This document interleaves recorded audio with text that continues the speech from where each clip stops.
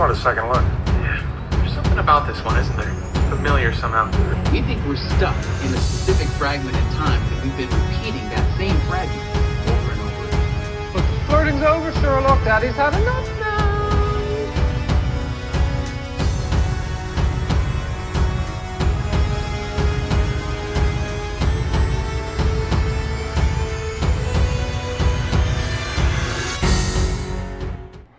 Hello and welcome to You've Seen It Before, TV reviews with connections in mind. Star Trek Picard Season 1 has now dropped all of its episodes on CBS All Access here in the United States, and I believe it is on Amazon Prime elsewhere in the world. And this series takes place approximately 20 years after the events of Star Trek Nemesis, the film, and once again stars Patrick Stewart as Jean-Luc Picard, now a retired admiral. And this series finds Picard at odds with the Federation and Starfleet, and he sees himself as a relic of holding on to his ideals of what Starfleet and the Federation should uphold. Artificial life forms have been banned throughout the Federation. Mars has been attacked. And Romulus has exploded, and Romulans now find themselves as refugees in the galaxy. So throughout all this, a young woman approaches Picard in his home in France, asking for his help, and is subsequent. And that leads Picard down a rabbit hole of traitors in the midst of friends, a people who are in need of assistance, and a potential connection with Picard's long-lost friend, Commander Data. Now, if you have not seen the season 1 of Star Trek Picard yet, I will be doing my spoiler-free review of the series. If you're cooped up in your house these days and you're looking for another new show to binge, I'll give my spoiler-free thoughts on that, and I'll give my spoiler-filled analysis of the series after that, as well as I'll give my letter grade of the season. But just so you know, there will be spoilers later on in this review. But first off, let me give you some spoiler-free thoughts on Star Trek Picard Season 1. Is it worth it's 10 episodes long, each approximately an hour a piece. In these times, is it, or even in the best of times, in the worst of times, is it worth those 10 hours to sit through Star Trek Picard Season 1? Is it any good, to be frank? That depends on how you approach the series. If you were just a fan of serialized storylines, a sci-fi setting, these characters who you want to get to know throughout the series. If you just want that in a series, I'd say Picard gives you that in part. But this series really has most of its value if you're a fan of Star Trek, and they really do a good job of both winking at the fans without being too pandering. Obviously, fan service has a way of sometimes going overboard with nods and homages to the fan base and at the expense of the story. I feel like Picard does that quite well. It balances that pretty well. It gets a lot of its nostalgia vibes in the first episode, and then it sprinkles them enough throughout the rest of the season where you're not you appreciate these references, but you don't get overwhelmed by them, or you don't feel them as cynical. And as far as a Star Trek series goes, this series rests pretty much solely on the performance of Patrick Stewart, once again reprising his role as Jean-Luc Picard. This series, man, even 20 years after his last appearance on screen as this character, he's still rocking it, and Patrick Stewart as an actor still does a great job in all of his roles that I've seen him in, and this he does a good job of unifying the supporting characters who, for the most part, you really do want to get to know them, and they have You don't hate any of the supporting characters, such as Raffi, such as Rios, such as Agnes. You really do enjoy being around these characters. He's the nucleus of this series, and all these other characters are orbiting around him. And without Picard as the nucleus, this series would probably fail. And if these characters weren't, these supporting characters weren't around, and this series also probably wouldn't work as well. And I would say that this series also does a good job in modernizing Trek in a way that it shows the Star Trek universe after what we've last seen it as. It modernizes it enough so that we can see what the future past that what it would have looked like, and it does a good job of reflecting social issues as well, which is what I think Star Trek does best when it is exploring these themes.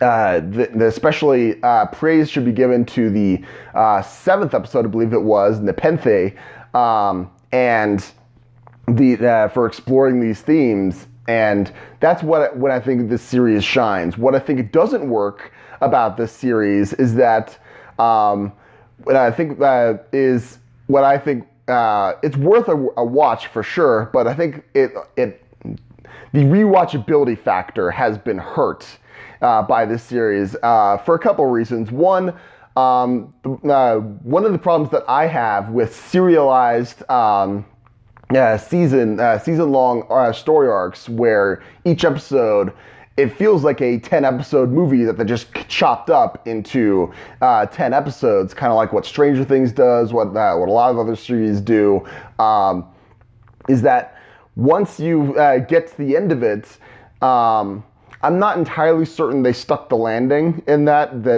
a lot of these serialized shows, they also like to take their time unraveling or exposing certain threads, certain mysteries. They have a character with a backstory that they explore very slowly throughout it, and that's good as long as it's leading to something.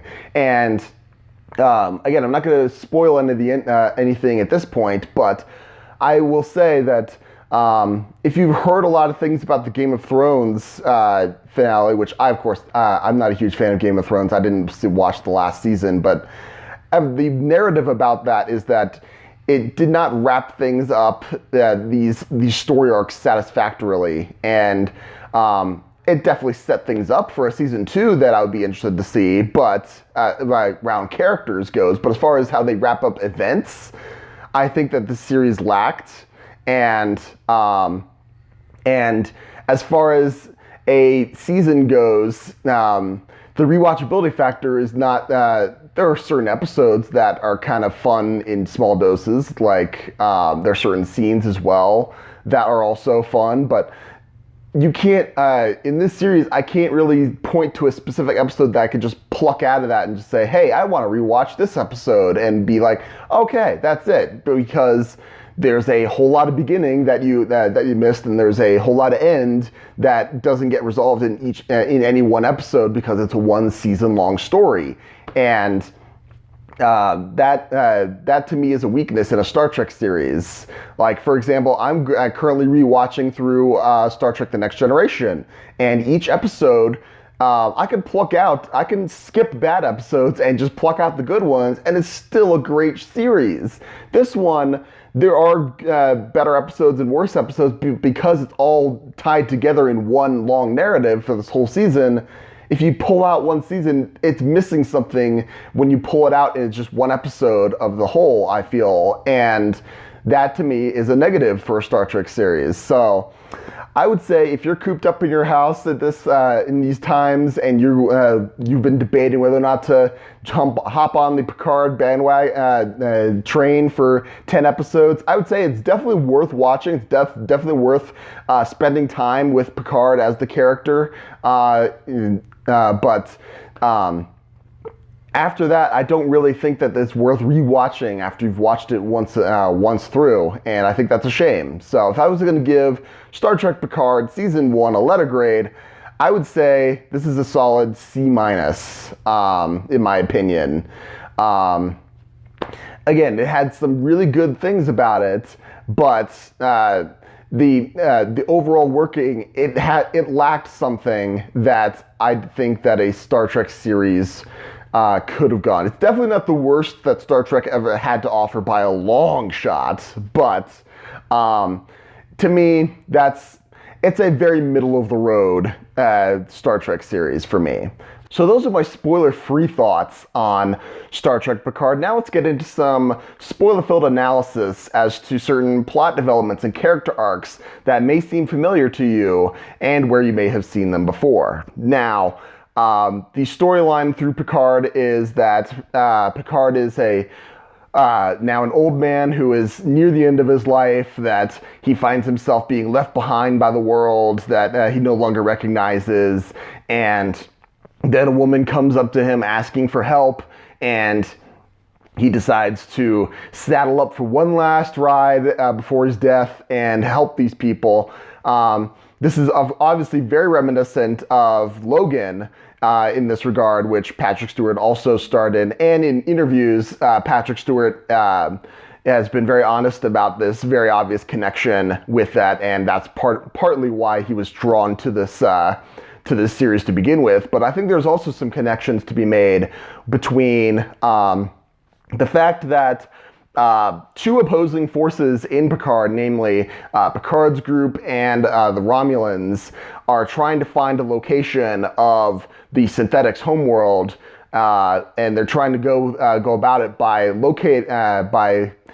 getting the memories of where Soji, the artificial life form that she is, where she was created. So, but because her memories are implanted and she doesn't consciously know where this planet is, they have to go about different means of looking through her memory in order to find out about this planet.